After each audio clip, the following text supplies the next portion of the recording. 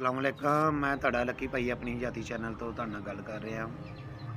ਚੂਜ਼ੇ ਲਿਆਂਦੇ ਸੀ ਵੀਰੇ ਸੀਲ ਦੇ 6 ਮੁੰਡਾ ਦੋਸਤ ਆ ਅਮਰਾਨ, ਉਹਨੇ ਨਾ ਦਿੱਤੇ ਸੀਗੇ ਗਿਫਟ ਵਿੱਚ ਨਾ। ਚੂਜ਼ੇ ਬੜੇ ਜਾਬਰ ਤੇ ਟੈਟ ਸੀ, ਲੇਕਿਨ ਨਾ ਉਹ ਠੀਕ ਹੀ ਨਹੀਂ ਹੋ ਰਹੇ। ਠੀਕ ਨਹੀਂ ਹੋ ਰਹੇ। ਮੈਂ ਉਹਨਾਂ ਦੀ ਕੰਡੀਸ਼ਨ ਵੀ ਤੁਹਾਨੂੰ ਹੁੰਦਾ ਕਿ ਇੱਕ ਇੱਕ ਕਰਕੇ ਨਾ ਭੁਰ ਗਏ ਆ, ਤੇ ਇਸ ਟਾਈਮ ਮੇਰੇ ਕੋਲ ਰਹਿ ਗਏ ਸਿਰਫ 2 ਹੀ। ਤੇ ਉਹਨਾਂ ਦੀ ਵੀ ਕੰਡੀਸ਼ਨ ਇਹ ਵੀ ਨਾ ਮਜ਼ੇਦਾਰ ਨਹੀਂ ਹੈਗੀ ਕਿ ਜਿੱਦਾਂ ਦੀ ਮਜ਼ੇਦਾਰ ਹੋਣੀ ਚਾਹੀਦੀ ਆ।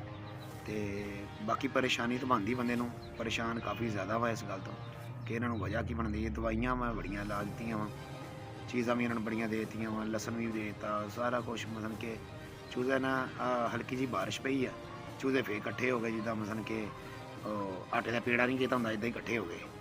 ਤੇ ਹੁਣ ਬੰਦਾ ਹੁਣ ਇਨਸਾਨ ਹੋਵੇ ਤਾਂ ਦੱਸ ਵੀ ਦਿੰਦਾ ਆਹ ਮਸਲਾ ਵਾ, ਤੇ ਜਾਨਵਰਾਂ ਵਿੱਚ ਤੁਹਾਨੂੰ ਪਤਾ ਹੀ ਆ ਫਿਰ ਕਿ ਨਹੀਂ ਪਤਾ ਲੱਗਦਾ ਕਿ ਉਹਨੂੰ ਕੀ ਮਸਲਾ ਵਾ। ਲੇਕਿਨ ਮਸਲੇ ਕਲੀਅਰ ਕਰਦੇ ਕਰਦੇ ਬੜੇ ਹੀ ਨਾ, ਜਾਣੀ ਕਿ ਦਵਾਈਆਂ ਦਾ ਰੌਲਾ ਕੋਈ ਨਹੀਂ ਹੁੰਦਾ, ਲੇਕਿਨ ਜਦੋਂ ਜਾਨ ਜ਼ਾਇਆ ਹੁੰਦੀ ਨਾ ਉਦੋਂ ਬੜੀ ਪਰੇਸ਼ਾਨੀ ਹੁੰਦੀ ਹੈ।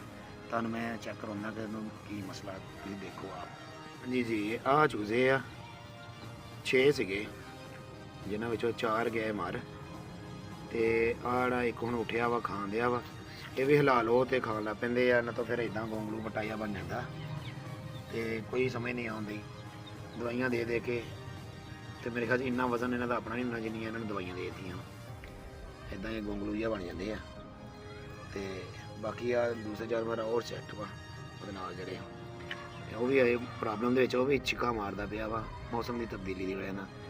ਉਹਨੇ ਕਿਹਾ ਮੇਰੀ ਵੀਡੀਓ ਬਣਾਓ, ਟਾਈਮ ਸਿਰ ਅੱਗੇ ਆ ਗਿਆ, ਕਹਿੰਦਾ ਭਾਈ ਮੇਰੀ ਪਹਿਲੇ ਵੀਡੀਓ ਬਣਾਓ। ਮੈਂ ਕਿਹਾ ਚਲੋ ਤੁਹਾਡੀ ਵੀ ਬਣਾ ਲੈਂਦੇ। ਆ ਲਓ ਜੀ, ਤੁਹਾਡੀ ਵੀਡੀਓ ਬਣ ਰਹੀ ਹੈ, ਜ਼ਰਾ ਛਿੱਕ ਮਾਰ ਕੇ ਦਿਖਾਓ ਕਿੱਦਾਂ ਮਾਰਦੇ ਹੁੰਦੇ ਆ। ਆਹ ਜੀ ਹੁਣ ਸਾਡਾ ਇਹ ਚੂਚਾ ਵਾ, ਇਹ ਸਾਡਾ ਬਹੁਤ ਲਾਡਲਾ ਵਾ, ਠੀਕ ਹੈ ਨਾ। ਇਹ ਹਰ ਜਗ੍ਹਾ ਪਹੁੰਚ ਜਾਂਦਾ ਵਾ।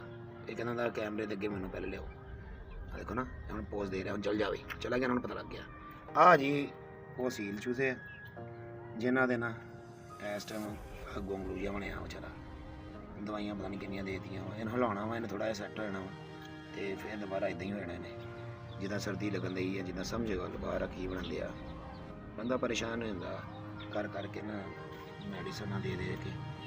ਤੇ ਬਾਕੀ ਅਗਰ ਤੁਹਾਡੇ ਕੋਲ ਜ਼ੇਨ 'ਚ ਹੋਵੇ ਇਲਾਜ ਤਾਂ ਮੈਨੂੰ ਦੱਸ ਦਿਓ, ਤੇ ਮੇਰੀ ਸਮਝੋ ਬਾਹਰ ਹੋ ਗਈ ਗੱਲ, ਤੇ ਬਹੁਤ ਹੀ ਪਰੇਸ਼ਾਨੀ ਹੋ ਗਈ। ਜਾਨਵਰ 'ਚ ਤਾਕਤ ਨਹੀਂ ਰਹੀ। ਆ ਇੱਕ ਹੋਰ ਵਿੱਚ ਉਹ ਚੁਸਤ ਚਲਾਕ, ਲੇਕਿਨ ਇਹ ਨਾ ਜਿੰਨੇ ਜੋ ਕਿ ਹੈਗੇ ਤਾਂ ਠੀਕ ਆ, ਲੇਕਿਨ ਇਹ ਇਕੱਠੇ ਹੋ ਜਾਂਦੇ ਆ, ਇਕੱਠੇ ਹੋ ਕੇ ਨਾ ਮੁੜ ਕੇ ਬਸ ਇੱਦਾਂ ਹੀ ਗੋਂਗਲੂ ਜਿਹੇ ਬਣ ਜਾਂਦੇ ਆ। ਬਾਕੀ ਦੁਆਵਾਂ ਯਾਦ ਰੱਖਿਓ। ਬੜੀ ਮਿਹਰਬਾਨੀ। ਅੱਲਾ ਹਾਫਿਜ਼।